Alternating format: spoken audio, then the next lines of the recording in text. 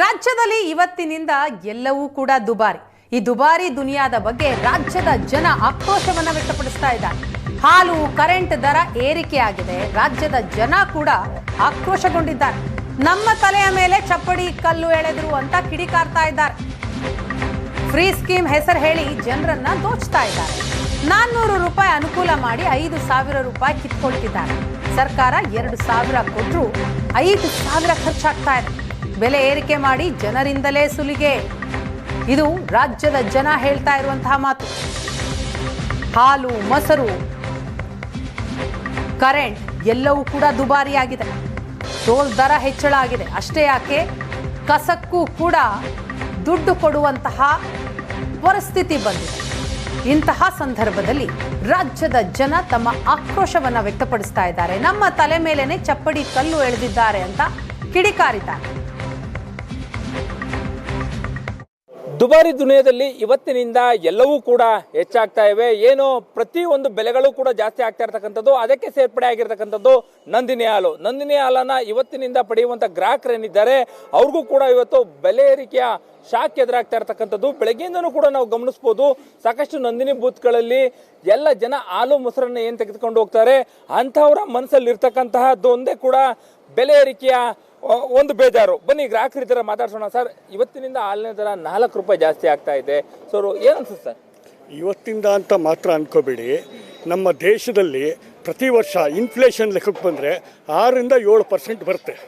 ಅಂದರೆ 6-7% ದರ ರೇಟ್ ಜಾಸ್ತಿ ಆಗಬೇಕು. ಅದು ಇನ್ಫ್ಲೇಷನ್ಗೆ ಟ್ಯಾಲಿ ಆಗಬೇಕು.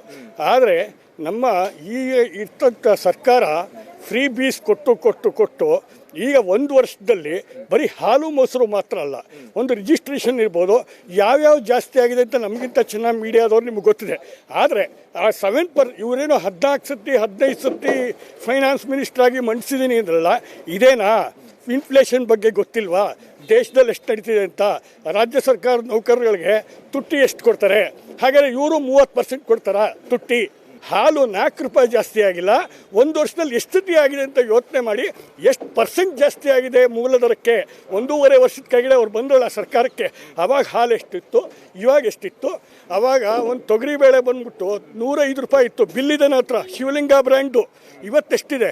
ಮಧ್ಯಾಹ್ನ 160, 170 ಹೋಗಿತ್ತು. ಇವತ್ತು 150 ರೂಪಾಯಿ ಇದೆ. ಎಷ್ಟು % ಆಯಿತು? 1.5 ವರ್ಷಕ್ಕೆ 45 ರೂಪಾಯಿ ಜಾಸ್ತಿ ಆಗಬೇಕಾ ಒಂದು ಬೇಳೆ? ಸ್ಪೈಸಸ್ಸು, ಯಾವ ಸ್ಪೈಸಸ್ ನೋಡಿ ತುಂಬ ಜಾಸ್ತಿ ಆಗಿದೆ. ಜನಕ್ಕೆ ಜೀವನ ನಡೆಸೋಕ್ಕೆ ಯಾಕಾದರೂ ಇವ್ರಿಗೆ ಕೊಟ್ಟು, ಈ ಹಳ್ಳಿಯವ್ರಿಗೆ ವಿದ್ಯೆ ಇಲ್ಲ ತುಂಬ ಜನಕ್ಕೆ. ಅವ್ರೇನು ಮಾಡಿದ್ರು, ಫ್ರೀ ಬೀಸು ನಂಬ್ಕೊಂಡ್ರು. ಇವ್ರು ಕೊಡೋದು ಏನೋ 2,000 ಕೆಲವು ಜನಗಳಿಗೆ. ಆದರೆ ಅಂಥ ಅವ್ರಿಗೂ ಹಾಕೊಂಡು 4,000-5,000 ರೂಪಾಯಿ ಬಡಿದ್ದಾರೆ. ಇವತ್ತು ಮನೆ ಜೀವನ 10,000ದಲ್ಲಿ ನಡೀತಾ ಇದ್ರೆ ಇವತ್ತು 30-40% ಜಾಸ್ತಿ ಆಗಿದೆ ಜೀವನಕ್ಕೆ.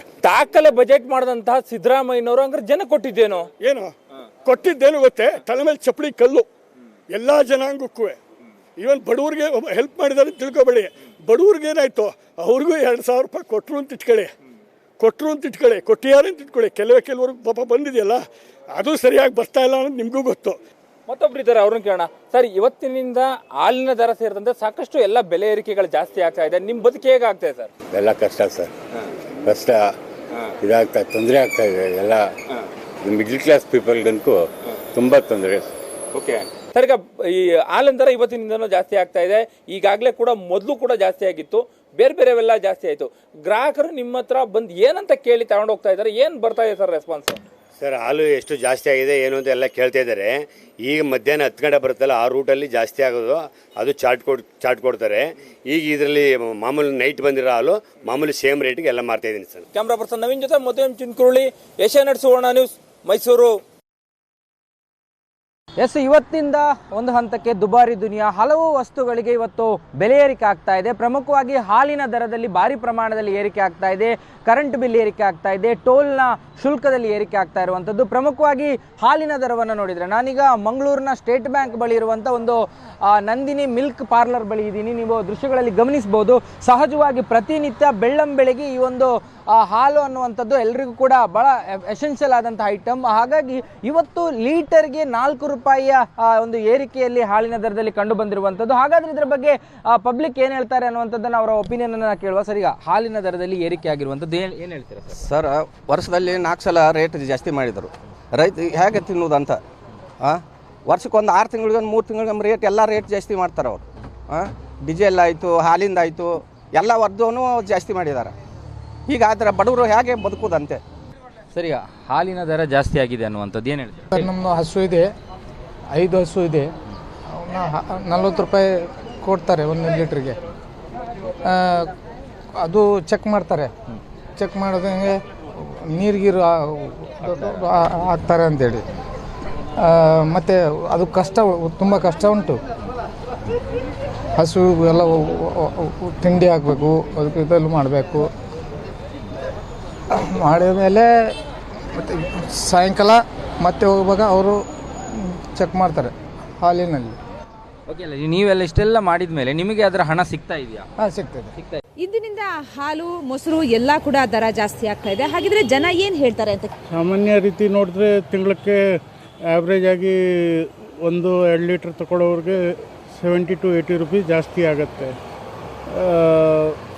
ಕಾಸ್ಟ್ ಆಫ್ ಲಿವಿಂಗ್ ಜಾಸ್ತಿ ಆಗಿದೆ, ಅದರಿಂದ ನಾವೇನು ಮಾಡೋಕ್ಕಾಗಲ್ಲ. ಹಾಲು ಬಿಡೋಕ್ಕಾಗಲ್ವಲ್ಲ, ಕೆಲವಾದ್ರೆ ಬಿಟ್ಬಿಡ್ಬೋದು, ಸಿನಿಮಾಗೆ ಹೋಗೋದು ಬಿಟ್ಬಿಡ್ಬೋದು, ಹಾಗೆ ಹೋಗೋದು ಬಿಡೋಕ್ಕಾಗಲ್ಲ. ಜೋಡ್ಕೊಂಡು ಮಾಡ್ತಾರೆ ಗೌರ್ಮೆಂಟ್ನವರು ಕೂಡ. ಎಲ್ಲಿ ಹೊಡಿಬೇಕೋ ಅಲ್ಲಿ ಹೊಡಿತಾರೆ. ತುಂಬ ಜಾಸ್ತಿ, 2 ವರ್ಷದಲ್ಲಿ 4 ಸತಿನ 5 ಸತಿನ ಜಾಸ್ತಿ ಮಾಡ್ತಾನೆ ಇದ್ದಾರೆ. ಎವ್ರಿ ಟೈಮ್ ಹೇಳ್ತಾರೆ ಇನ್ನು ಫುಲ್ ರೈತರಿಗೆ ಕೊಟ್ಬಿಡ್ತೀನಿ. ಓಕೆ, ರೈತರಿಗೆ ಕೊಡಲಿ, ನನಗೆ ಕೊಡೋದು ಯಾರು ಯಾವತ್ತು ಕೊಡ್ತಾರೆ? ನನಗೆ ನಾವು ದುಡ್ಡು ತೊಗೊಂಬಂದು ಇವ್ರು ಕೊಟ್ಟು ರೈತರು ಕೊಡಲಿ, ನಾನು ಬೇಡ ಅದನ್ನೆಲ್ಲ, ನಮಗೂ ಕೊಡಲಿ. ಕರೆಂಟ್ ಬಿಲ್ಲು ಕೂಡ ಜಾಸ್ತಿ ಆಗುತ್ತೆ. ಕರೆಂಟ್ ಬಿಲ್ ಜಾಸ್ತಿ ಆಗಿದೆ, ಕಸ ಬಿಸಾಕ್ತೀವಲ್ಲ ಅದಕ್ಕೂ ಜಾಸ್ತಿ ಆಗಿದೆ. ಆಮೇಲೆ ಈ ಒಂದಲ್ಲ ಎರಡಲ್ಲ, ಪ್ರತಿಯೊಂದಕ್ಕೂ ಜಾಸ್ತಿ ಮಾಡಿದೆ. ವಾಟರ್ ಬಿಲ್ ಜಾಸ್ತಿ ಆಗಿದೆ, ಪ್ರತಿಯೊಂದು ಜಾಸ್ತಿ ಆಗಿದೆ. ಏನು ಮಾಡ್ತೀರಾ? We have to put up. ನಾವು ಅವ್ರನ್ನ ಕೇಳೋಕ್ಕಾಗತ್ತಾ? ಕೇಳಿದ್ರೆ ಅವ್ರು ಕಮ್ಮಿ ಮಾಡ್ತಾರಾ? ಮಾಡೋದಿಲ್ಲ. ಅವ್ರ ಅನುಕೂಲಕ್ಕೆ ಅವ್ರು ಮಾಡ್ತಾರೆ.